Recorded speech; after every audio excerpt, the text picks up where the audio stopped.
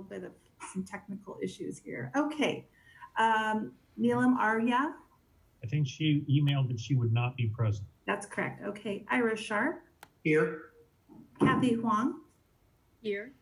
David Jackson. Here. Katie Hazen. Here. Samir Vora. Here. Fuaxu Zin. Fu Xiaoxin. Here.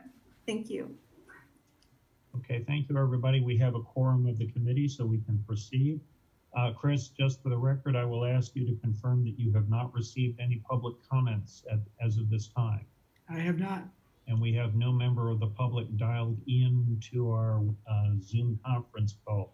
We do. We have at least one member of the public. Okay, well then at this point in time, I will ask for any public comments that anyone would like to submit as a member of the public. Hearing none, we will go past item C, public comments, and we will go to item D, approval of the June 15, 2020 minutes. Are there any questions on the draft minutes as presented? I move we approve. Okay. When you do a motion, please say your name so we keep track of that. This is Ira Sharp. Okay, Ira, thank you for the motion. Is there a second? This is Samir Vora, I second. Thank you, Samir. We have a motion and a second. Is there any other discussion on the motion? Hearing none, Michelle, would you call our roll, please? You're muted. I'm sorry, I'm having some technical difficulties. I can't call roll at this point. Okay, then I will do it. Okay. Fu Xiao? Yes. Ira? Yes. Kathy? Yes. Katie? Yes. Neelam is not with us. David? Yes. And Samir? Yes. That's a 6-0 with one absent vote, Michelle. Okay, that takes us through item D. Item E is presentation of the Measure MM Series 2019A bond payment log, and I will turn it over to Mark.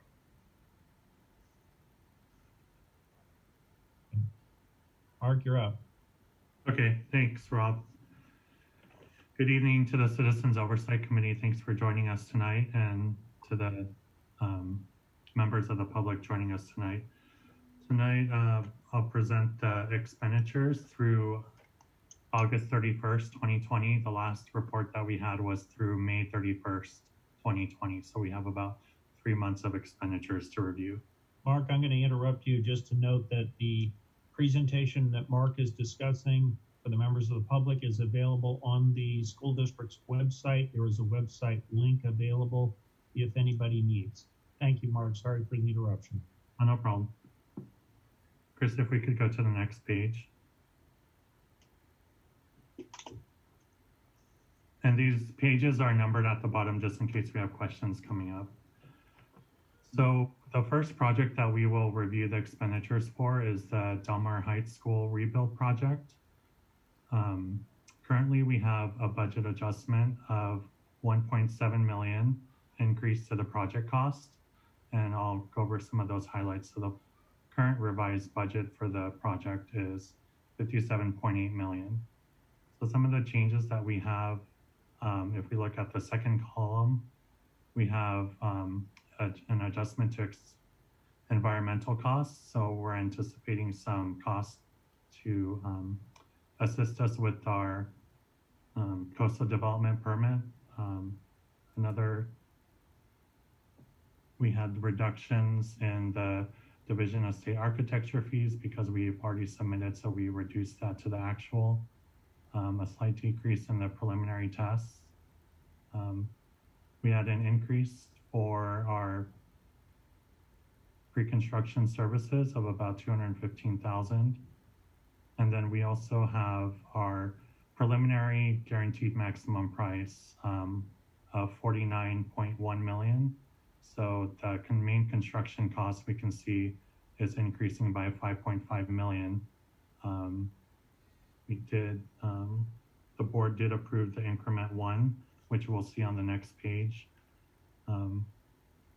So in order to offset some of these increases, we did decrease in other areas that we knew that currently that we could reduce. So we reduced interim housing costs by 205,000 and inspections by 200,000. The technology costs, the $1 million is included in the guaranteed maximum price with the main construction. So we moved that. And then we reduced our project contingencies by 2.7 million. That leaves us with about 200,000 in overall project contingencies. Included in the 49.1 million, we do have construction contingency of about $3 million.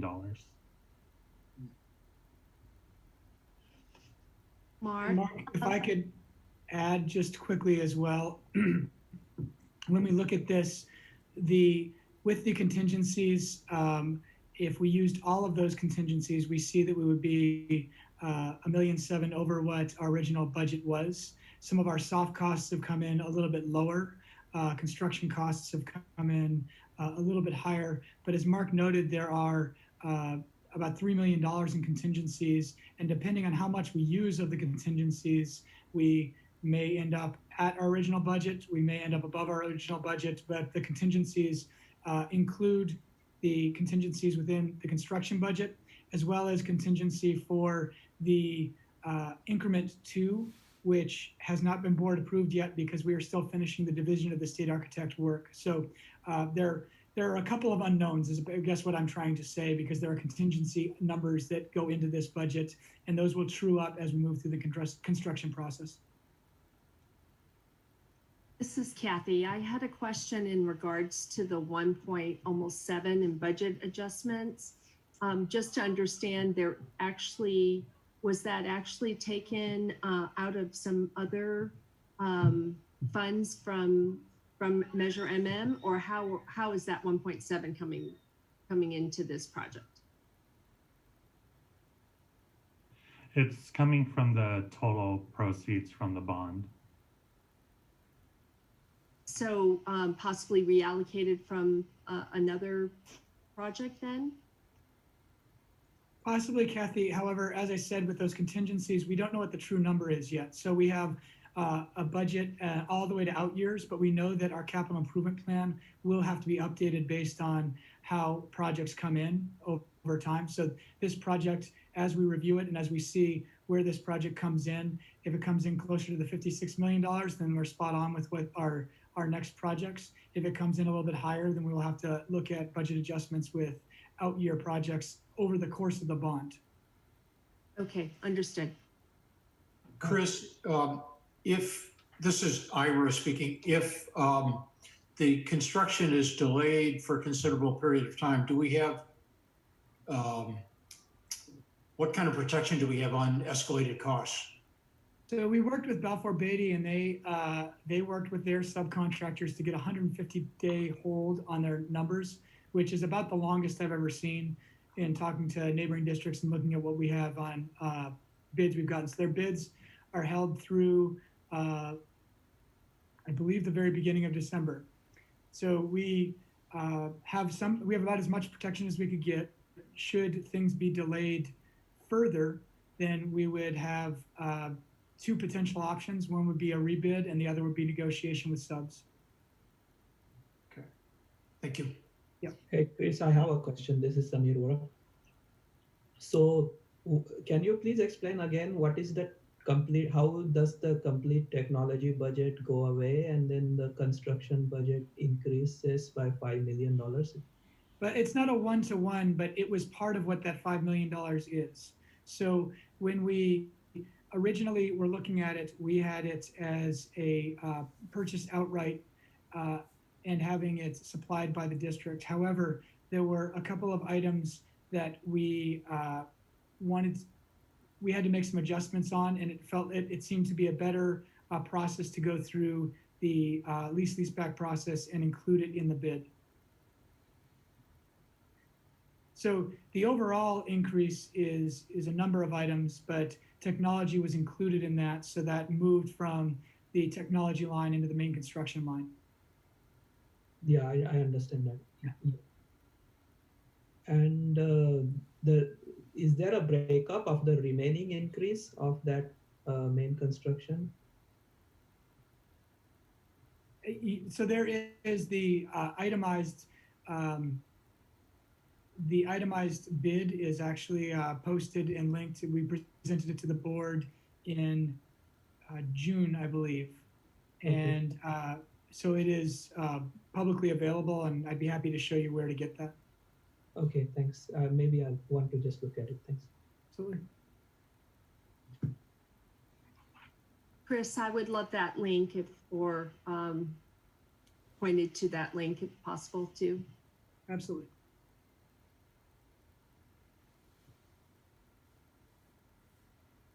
Mark, were there any other main construction costs that that we haven't like discussed at all? That that are added in?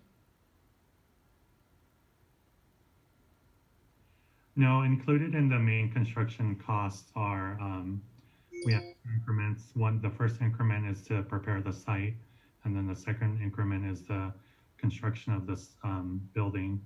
And so included in that is all those hard construction costs, and then the additional contingencies that we spoke about, the $3 million, owner contingencies and contractor contingencies, and then their general overhead.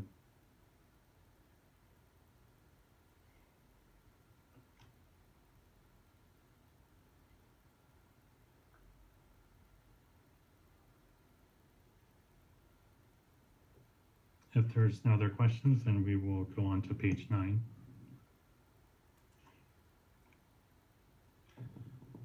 Okay, sorry, this is my, thanks, Chris. Okay, for expenditures, this is our vendor project summary. At May 31st, we had 3.3 million in commitments. We added 9.1 million in commitments. So at the end of August, we have about 12.4 million in commitments. So some of the additions that we had were, we have some project legal fees that were about 75,000. The Balfour Beatty pre-construction at 215,000.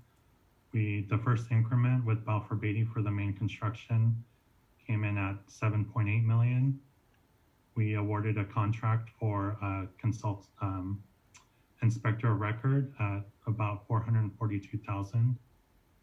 And over the summer, we did move forward with the relocation. So there are some relocation costs here for the modular buildings at Ocean Air and Delmar Hills, as well as the relocation services, moving all the furniture and staff off-site from Delmar Heights. We did award a few other contracts for commissioning services, which is that engineering economics. And then we also have this Loveless Linton for some site work with archaeology and paleontology work, as well as Native American studies. We also awarded a contract to Nova Services for materials testing. That's at 317,000. And if we scroll a little further down, we can see the actual detail on the expenditures that we paid between June 1st and August 31st.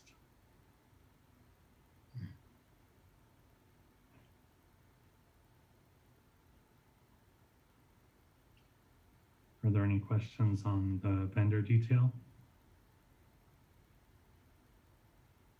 Okay, then we will move to page 10.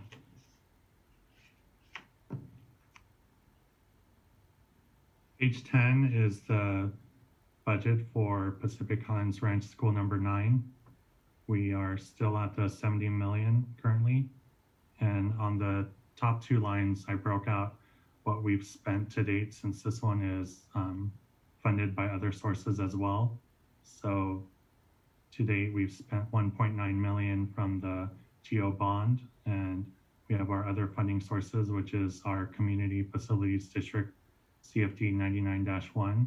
And this is where we purchased the land out of, as well as a few other expenses, which we'll see on the next page. So we've spent almost 11 million from that fund. We had, at the last meeting, we had purchased the land, but we had mentioned that there was a refund coming in. So now we have the final cost of the land at 10.9 million. So we reduced the overall cost and moved that to the contingency line. And then we also made a budget adjustment for the pre-construction services of 165,000 with Erickson Hall. But overall, with the budget adjustments, we're still at the 70 million. Okay, if we go to page 11, Chris.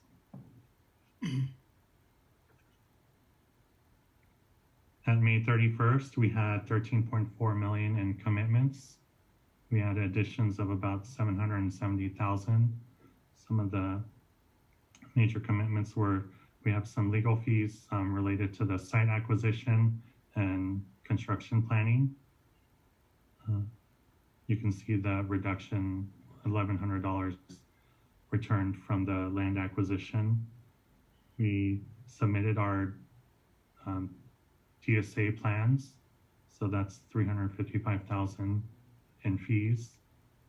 And then we also have the construction, pre-construction costs to Erickson Hall. And we had an increase to the OBR agreement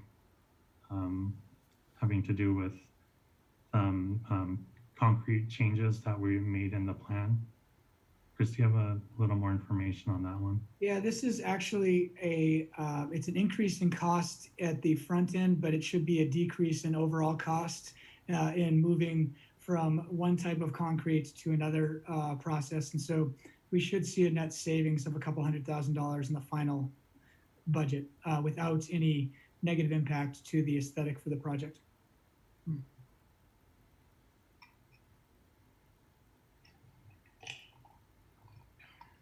And then below, we can see the expenditure details between June 1st and August 31st. I had one question. The division of state architect, why was that kind of not planned before? It wasn't that it wasn't planned. If we look back on the previous page, we did have a budget for it. It's just, so we did budget 350,000 for it. It's just that we didn't make the expenditure until this quarter, so it didn't show up as a commitment. Okay. Thanks. And then I did note on the bottom, if you could scroll down just a little more, Chris, the CFD expenditures.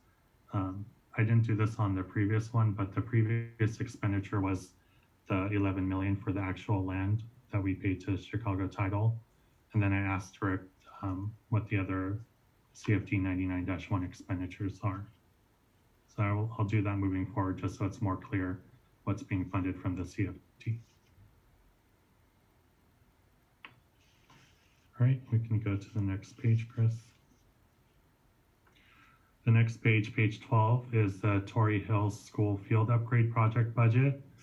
And we did have a budget adjustment to increase the budget of about 443,000. So the current project cost is 993,000. And this was due to a gopher meshing that we added to the project, which increased the cost because that school has a big gopher problem on the field. So we did have to reduce our contingency. And we do have some potential reductions coming for the final project cost because they didn't need as much filling to fill the as much dirt to fill the field as we anticipated. So there will be some project savings. We could go to the next page, Chris. So we did award 3D Enterprises the construction contract. And just a few other minor commitments. Consulting and inspection to be the inspector on record. We had some additional fees for the GSA plan check fees. And then Nova Services providing some geological testing on the site.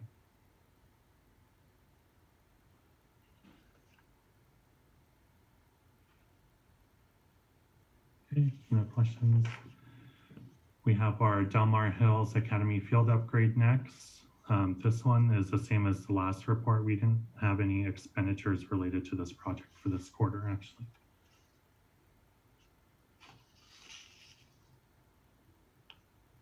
We can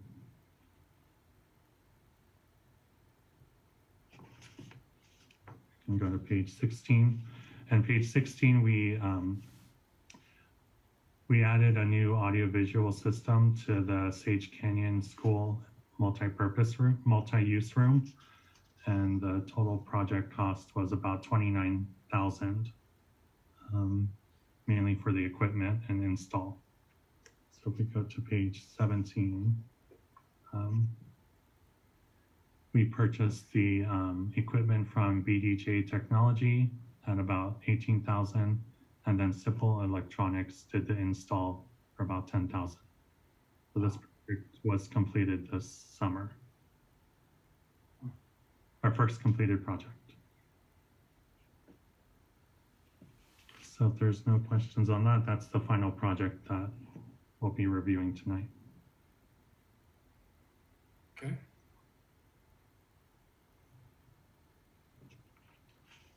Questions for Mark? Okay, in the absence of questions, we'll move to item F, which is the project update, and I'll hand it over to Chris. Thank you, Rob. One moment, I'll get this up.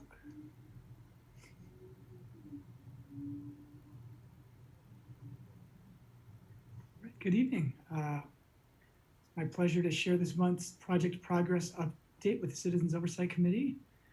We will look at Pacific Highlands Ranch School number 9, the Del Mar Heights School rebuild, Torrey Hills Field upgrade, and the Del Mar Hills Academy modernization as our bigger projects that we have on. Pacific Highlands Ranch School number 9, we have a new project sign up there, which is exciting. We are still expecting to start the project in fall to winter of this year, and I will go over where we're at. So as we've shared, the design process is complete. Our community input process is complete. We've completed our CEQA process. The land has been purchased. We have submitted our coastal development permit application. Interestingly enough, the coastal development or coastal zone comes up right here, and there's a little corner in this area that is part of the coastal zone. And so we are within the coastal zone on our Pacific Highlands Ranch School number 9. We have submitted, we are in a cycle review, and we have been working with both the city and San Diego's Coastal Development, our Coastal Commission office, to make sure that we can move through the process. That it's fact that it's under the master EIR, and we should be in good shape with this, and so we'll keep you up to date with that as well.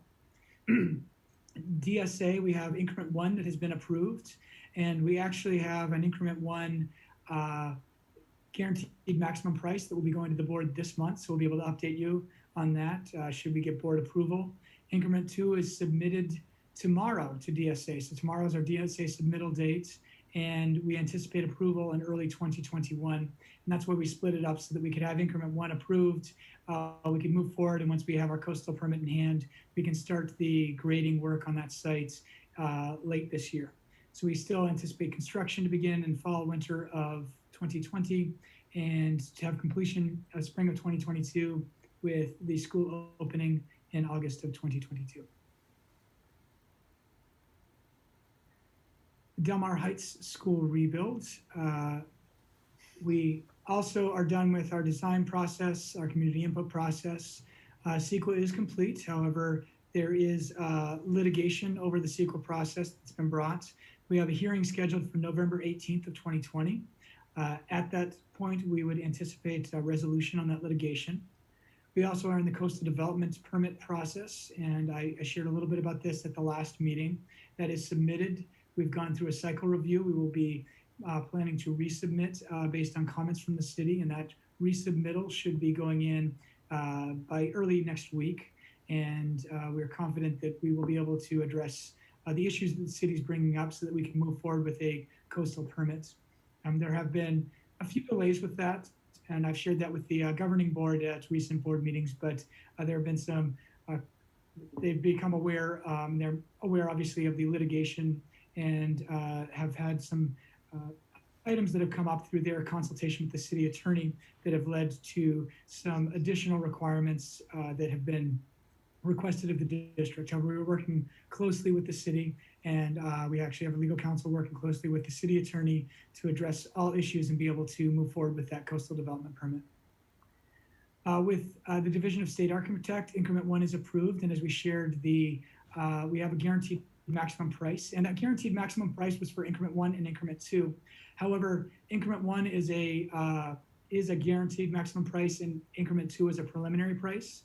We anticipate DSA for increment 2 being approved in November of this year, and then we'll bring that number back to the board to finalize increment 2 number with the board. And so we will update you on that as well as we get a final number for increment 2 that will go to this project.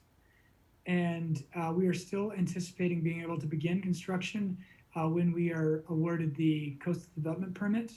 Sometime in fall, winter of this year, and at that point we would begin demolition and grading of the site. I have a question, Chris. So in light of this litigation, are we still gonna wait, or what's the board deciding? No, so we have our students off site, and when we get the coastal development permit, we would proceed with demolition and site grading. That the board has said to continue moving forward. And so barring the board making a different decision or giving me different guidance, we are still planning to move forward with demolition when we get that coastal development permit. So we would anticipate demolition in fall, winter of this year when that coastal permit is issued by the city. Do you expect the permit before November? David, I would anticipate that at this point, we would do our resubmittal. There is a 10 business day turnaround for them to come back to us. If there are very minor issues that we work through, they may not make us resubmit. And so after this 10 business days from sometime next week puts us in the middle of October. So should we get that submittal and get the reviewing staff on board, they would then move us towards a hearing officer, which typically takes approximately 30 days. So we could very well be at the hearing officer in November. It will really depend on working through with the city. And as I shared, there still are a couple of items that have come up more recently as there have been some conversations and with the DSD staff at the city and their city attorney and our legal counsel working with them because, again, we do have some questions about some assumptions they're making. And so we are working through that, and I believe we're coming closer to a resolution. So there's the potential to be getting the hearing officer approval in November, but there still are some moving parts. So I can give a general timeline, but it's dependent on a couple of items. The reason I ask is, are we going to have enough time to get the school built so that the kids can be back on campus August of 21? Likely not at this point. Chris, what's the plan for the kids? Will it just be that they stay at Del Mar Hills and Ocean Air, maybe potentially for another year, 6 months until? There's the potential for that. There's also the potential for, depending on when this moves through, there are, in many districts, there is the option of, say, a mid-year move. That could be an option. So we would keep those options and we'd share them with the board and we'd make a decision. It will become much clearer as we get a timeline on when we can start construction, because then the timeline sort of falls more into place. When we have the unknowns, we're sort of working with those unknowns. And I am stuck with giving here's the potential timeline. And so once we get that coastal development permit and we have some resolution with the litigation, we will have a much truer timeline that we can really peg to and say, this would be the plan and this is how we would move to, and this was when we believe we'd have students back in that school. And this may be just an uneducated question, but I remember in the beginning we had talked about when the bond series drops, we have to spend a particular amount, like within a certain amount of time. Will the litigation cause any issues with that? So we have to spend 85% within 3 years.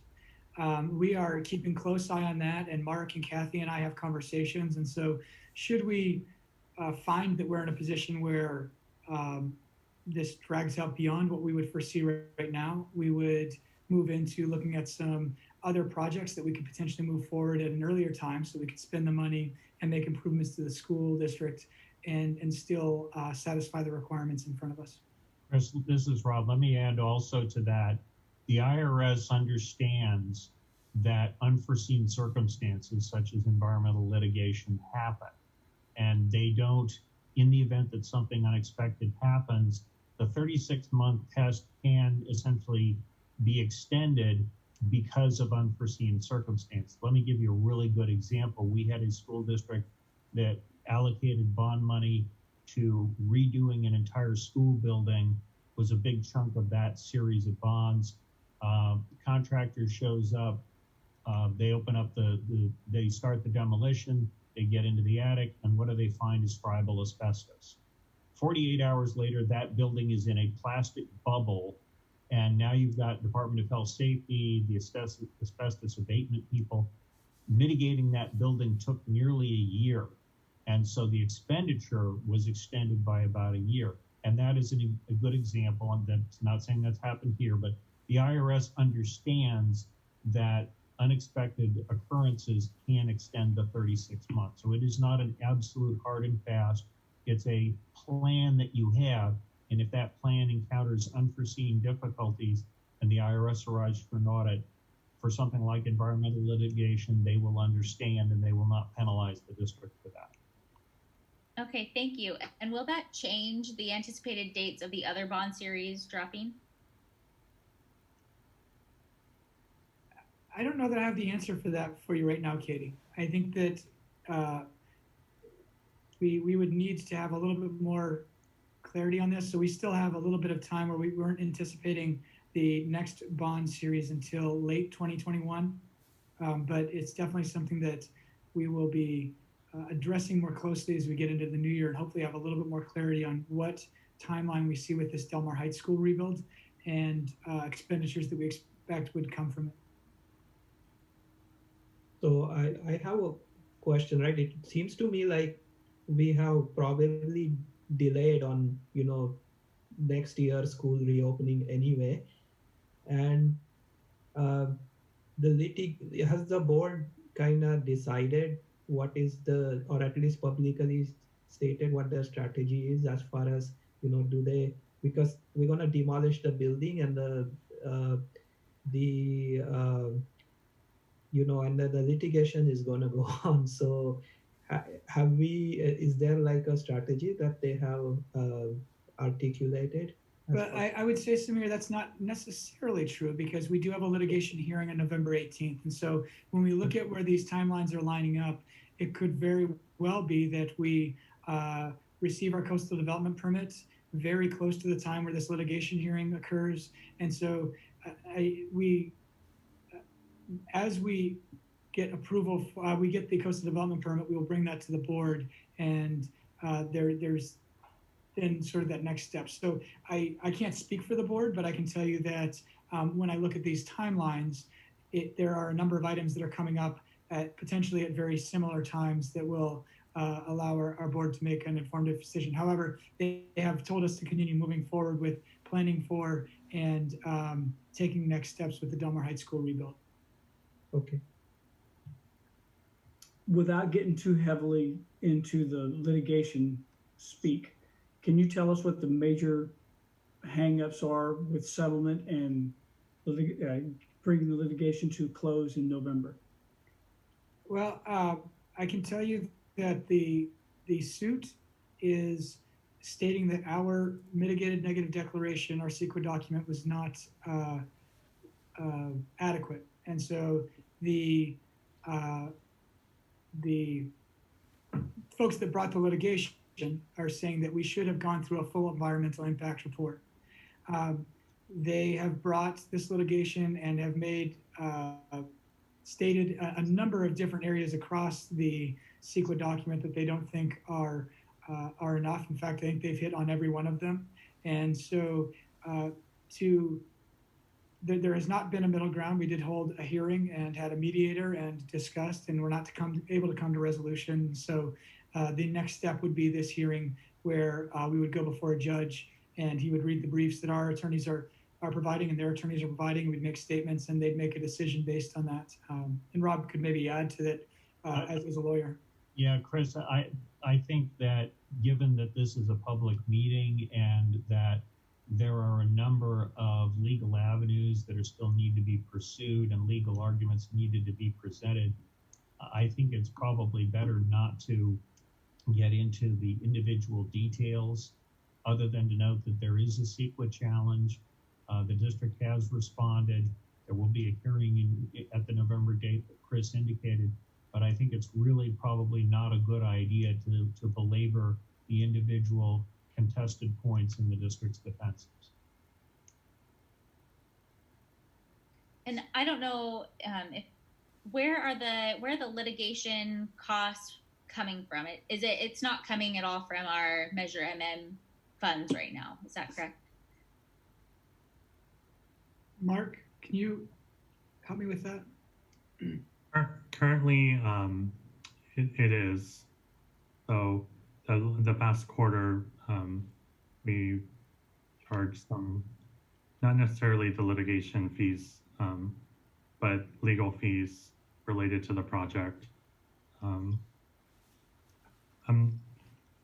Rob, I'm not exactly clear on where we're at in the litigation. I don't know. Wendy is the litigation partner on that. I know that there's been discussions as to whether or not the district will choose to use Measure MM funds for the litigation costs related to the Del Mar Heights School rebuild. The school district can use those funds. They are in the bond measure authorization. Whether or not the district will choose to do that is not something I know. I had a follow-up question on that too, because of the Del Mar rebuild having no more contingency that was already budgeted because of, the reallocation for the additional construction costs. Would that be a school district board decision, whether or not any future legal costs would come out of the school district budget or Measure MM?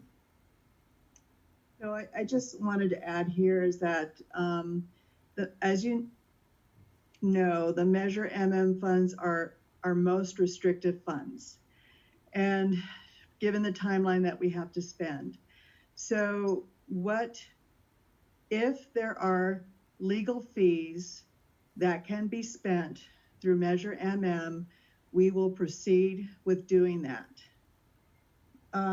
Because what will happen is that it will either have to come out of the Measure MM or it's going to be coming out of the general fund. If it comes from the general fund, it will affect the funds available for the operations and the instructional opportunities at our school. So the funds have to come from somewhere, and it affects, the community both in the construction of our projects and the operations of our schools. So being that it's the most restrictive and based upon what is legally correct, we will use those funds to cover those legal costs. Thank you, Kathy, for that explanation. I have then a further question. As we're reallocating funds to the different projects, I guess I'm a little unclear as to what the total is or what was maybe for future slated projects, because it would seem to me that what we just saw for the budget, of course, is not really including potential of this litigation cost. and maybe because we don't have a good clue, but I guess maybe Mark, could you let us know, like what is the total number, and the future slated projects, what number was that in comparison to the projects that have been identified? Just to kind of revisit that number. I don't know what number is left for future projects versus what's already been allocated. Okay, we can bring a little more detail on the total bond and projects, future projects. Okay, thank you, Mark. Rob, I have a generic question that is not specific to this case. Okay. I want to speak to, in the event that a practicing attorney sues or brings suit against something like this, can that practicing attorney bill for his or her time in the case? To whom? To the bond. Oh, no, we are not responsible. There's nothing in the CEQA that generally allocates attorney's fees. And in this case, there's no statutory directive that you end up paying a plaintiff's legal fees. And there's no contract between the district and, in this case, the petitioners. So they may be unhappy about it, but the cost to bring the suit is generally borne by the petitioners, absent some kind of extraordinary malfeasance, which I don't think exists here.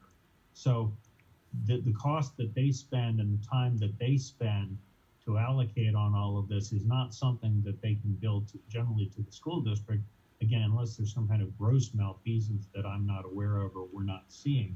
So they've essentially got to bear their own costs. And if there were some kind of gross malfeasance, it would have to be addressed at that point in time. Thank you.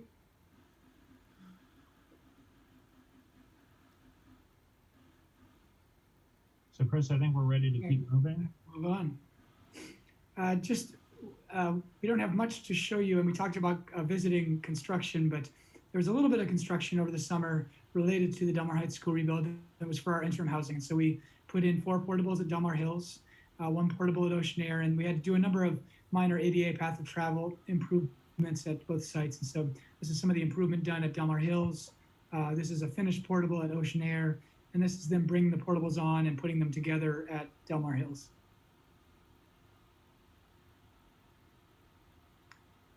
So the Torrey Hills field upgrade. As we shared, we were upgrading the fields and improving student safety. We replaced all the grass. We've done gopher mitigation. It was a mesh with a rock layer below the turf to ensure that the gophers would not destroy that field after we put the money into it. We have had major issues at that site. There's a DG path around the fields. We moved 2 backstops and replaced with 1 backstop with small bleachers and dugout areas.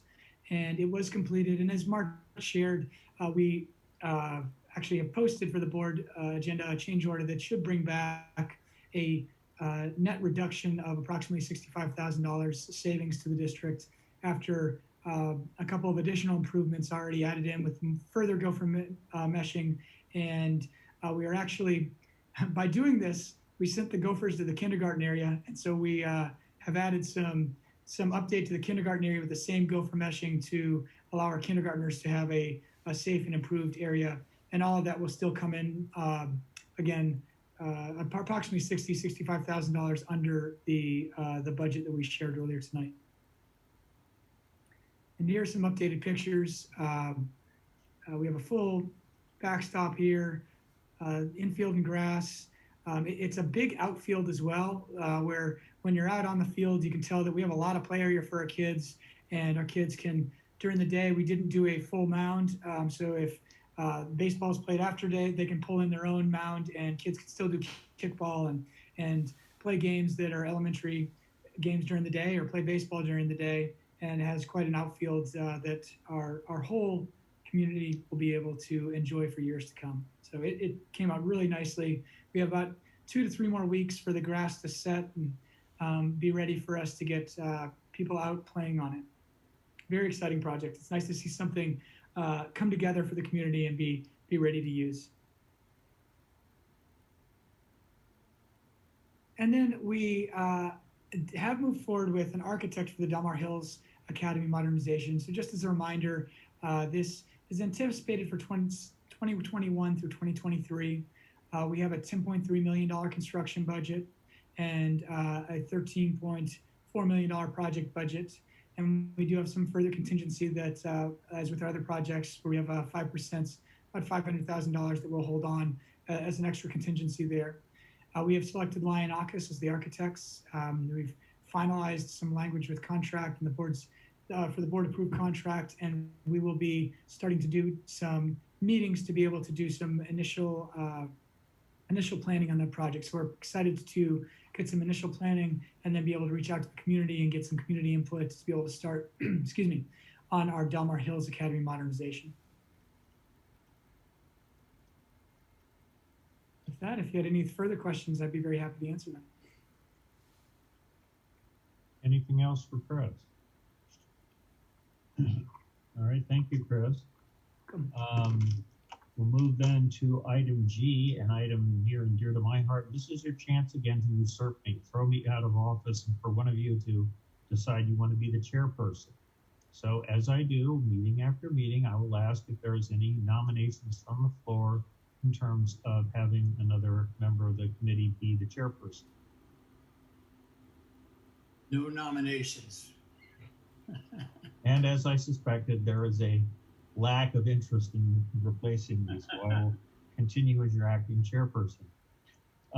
We move now to our next meeting or meetings, recognizing that the committee can choose to set one meeting at a time or could set a schedule. So far, the committee has chosen to set, essentially the next meeting at each meeting date. Are there any suggestions or ideas for when you'd like to meet next? Given our current schedule, we might meet in late November, early December, or go all the way into early January of 2021. So I'm open to suggestions on when people would like to meet. I would like to meet after we think we might have some more information on the litigation and the Del Mar Heights rebuild information. So definitely not till very late November or early December at the earliest. The week after the 18th is the 23rd, which is Thanksgiving weekend, and most people generally don't want to meet then. So we could look at meeting the week of the 30th of November, which is in the first week of December, or maybe the first couple of weeks in December. My experience is that once you get past about the 20th of December, everybody just kind of vanishes. This year may be an exception because we don't know what's going to happen, but generally I think we have kind of then that would puts us in a 3-week period, November 30, December 7th, or week of December 14th. In general, Tuesday and or Mondays have been preferred, but again, I'm open to what the committee members would like to do. Yeah, I prefer Mondays to Tuesday. Okay. So that would put us on the 30th, on Pearl Harbor Day, or the 14th.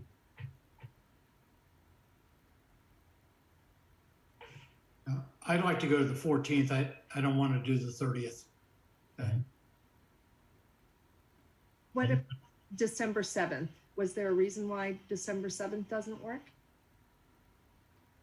Ira, you said you wanted to do the 14th, but does the Well, no, the 7th is okay with me. I misunderstood Samir. I thought he was saying he didn't want to use that week. Oh, okay. No, I think we were looking at November 30, December 7th, or December 14th. Yeah. No, the 7th or the 8th is good for me. Okay. Samir indicated we prefer Monday, so do we want to set the next meeting for December 7th, Pearl Harbor Day? Yeah, that's good for me. That works. Can I get you want to still do 5:30? Absolutely. Okay. Can I get a motion to set the next COC meeting for Monday, December 7th at 5:30 p.m.? Kathy, I put that motion out there. Okay. And this is Ira. I second it. We have a motion and we have a second. Any other discussion? All David? I concur. Okay, Fushao? Concur. Ira? Yes. Kathy? Yes. Katie? Yes. And Samir? Yes. Okay, that's a 6-0 with one absent vote for Michelle, who is hopefully taking meetings or meeting minutes. Michelle, can you hear everybody? I know you're having technical difficulties. Yeah, I have two computers and one didn't work. So I'm doing it the old fashioned way today by writing everything down. Okay, but you can hear everybody?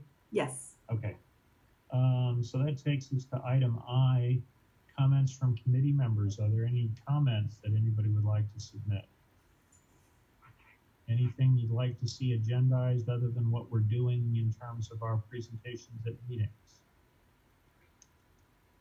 Maybe for the next meeting, I think the discussion will come up, right? That the litigation costs, are they allowed under the bond measure or not? So that we might want to get some. I'll gonna read off the document in the meanwhile, but maybe that is the question. Yeah, Samir, I can answer that as we can cover it in more detail. But yes, it is. Wendy and I spent a lot of time looking through that and assuring ourselves that the legal costs related to moving forward with the projects are covered in the Measure project. But we can, Michelle, maybe if we could just have that as a quick discussion item on December 7th. Okay. Just litigation costs. I think what it would be a general discussion on allowable costs for projects under Measure MM. And that will include things like litigation costs, but that would leave the committee members free to ask additional questions if they wanted by wording the agenda in a more comprehensive fashion. Okay. Anybody else? No, I just want to say, I don't see any reason to question whether the litigation costs should be paid. As Kathy said, there's some discretion, but I think it's totally appropriate that it should come out of the MM funds because it's related to the construction of the project. And I can't see a reason that we wouldn't do that. I think what we'll do is we'll agendize it rather than discussing it tonight because Sure. it's really on the agenda. By putting it on the agenda, we can have a more thorough discussion on December 7th to get Samir comfortable and get any of the other committee members who have a question about that, get their questions answered. We can't really do that tonight because we don't have it on the agenda. Anything else? I'd like to get a little more clarity as to why the 13% increase in the Del Mar Heights cost, the overall cost, the $5 million. Okay, well, Mark now has a homework assignment, but he can cover that. He can cover that in his expenditure report in December. Sorry, David, you cut out a little at the end.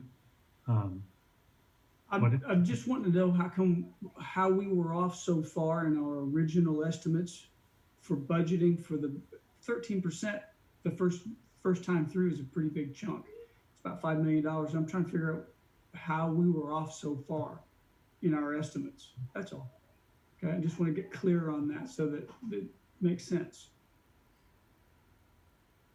And a follow-up question is the increment 2, because that's not a not to exceed, or it's a sort of not to exceed.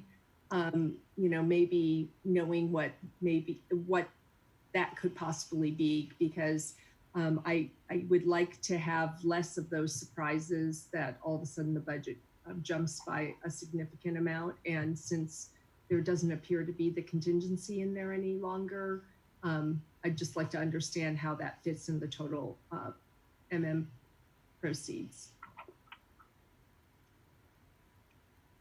Maybe what we can ask to do is in December, Michelle, when we have the presentation of the bond payment log, maybe in addition to that, we have a brief discussion regarding Measure MM project budgeting, recognizing that, a budget is something that you have a target price for, but, changes can and do occur. Other questions from members of the committee? done. It is, Sorry. okay. I don't have an actionable comment, but I do think as a parent and community member, I think it is sad that the funds that are supposed to be being allocated to our children, and this is not, I mean, the funds have to come from somewhere, but that it is sad that funds that are could be spent on our children and on their education and everything are instead having to be focused on this litigation matter. That's all. I think I would join you and I think most people would wish that we didn't have to go down this path, but the procedures, requirements, and laws are what they are. So the district can't simply disregard the challenges that have been brought. And as Kathy said, unfortunately, the money has to come from somewhere. But that's why I think the budgeting discussion that we're going to have in December may, help answer. It may not assuage your comments, Katie, but it can maybe at least answer how the district is trying to best manage the Measure MM funds and their expenditure. And I completely agree with that sentiment, Katie. Yeah. Any other comments from board members? Any other things you'd like to see agendized? Going once, going twice. All right, we're sold. So my computer now says it's 6:32. Michelle, if you would note the time, and thank you very much. We are adjourned. We will see you all again in December. Good night, everybody. Thank you, folks. Thank Have you. a good evening. Aye. Right.